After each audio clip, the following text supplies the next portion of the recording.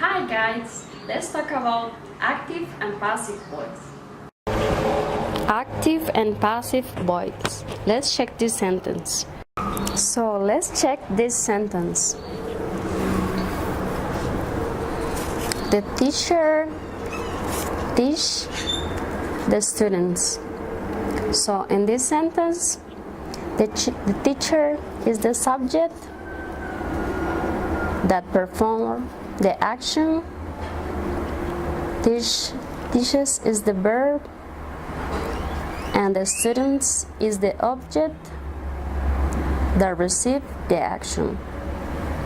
So basically, this is the structure of active voice. And now we are going to explain passive voice.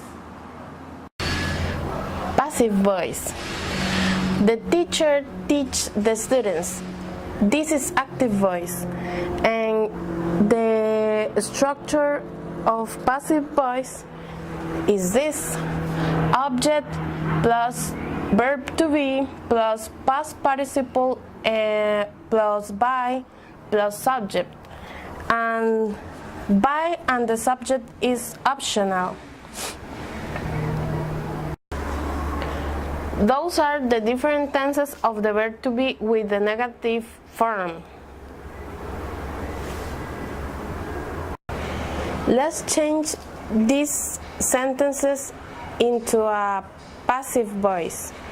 According to the structure, we have the object. Then the tense of the verb to be, the past participle of the verb, and by and the subject. The teacher taught the students. This sentence is in simple past, but is in active voice. Let's change into simple past, but in passive voice. According to the structure, the students is the object. The form of the verb to be is are in simple present, but in simple past were. Taught, past participle of the verb, and by and the subject by the teacher. So the sentences will be: the students were taught by the teacher. The teacher will teach the students. Active voice. Now, in passive voice,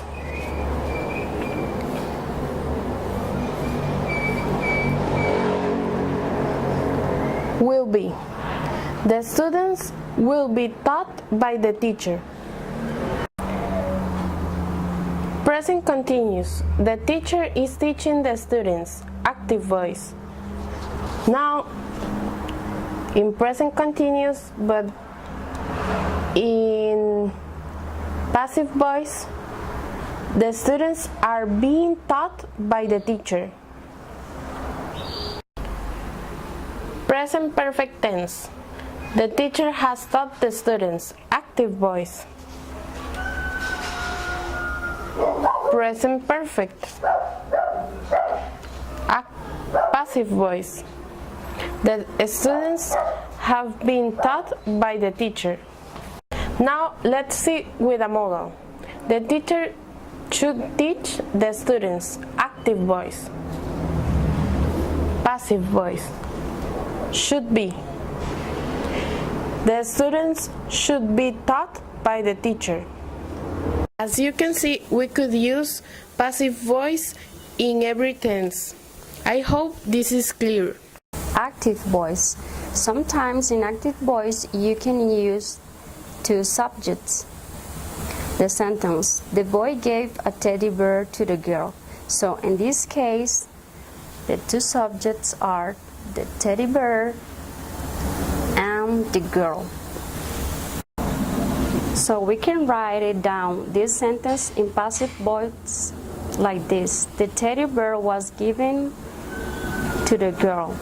As you can see, the direct object in this sentence is the girl, and the direct object is the verb. We can write it down this sentence in passive voice like this. The teddy bear was given to the girl. So as you can see, the indirect object is the girl and the direct object is the teddy bear. There are three main reasons to use passive voice. For example, the number one is when the subject is unknown. Well, I have this sentence. His car was stolen yesterday. So, we don't know who stole the car, and it is not really important. The second reason is to emphasize the object. For example, Mary was not chosen for the cheerleading team. The subject is the coach, but in this time we are trying to emphasize the object, so Mary is the important one. Third reason is the subject is obvious from the context. For example, the baby was born. Born is the past participle of bear. The subject is the mom, but this is too obvious. So the important here is the object. For more example and to make it clear, into active voice, Diana eats pizza. Passive voice, the pizza is eaten by Dad. So the next one, into active voice, many people speak English. And passive voice, English is spoken by many people. Now let's check questions in active and passive voice. Let's see some examples. Who wrote this book? Passive voice.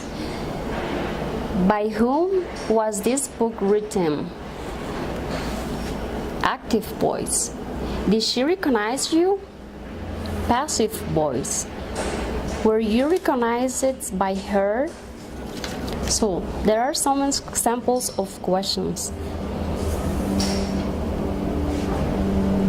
Active voice. Can it be cured by somebody?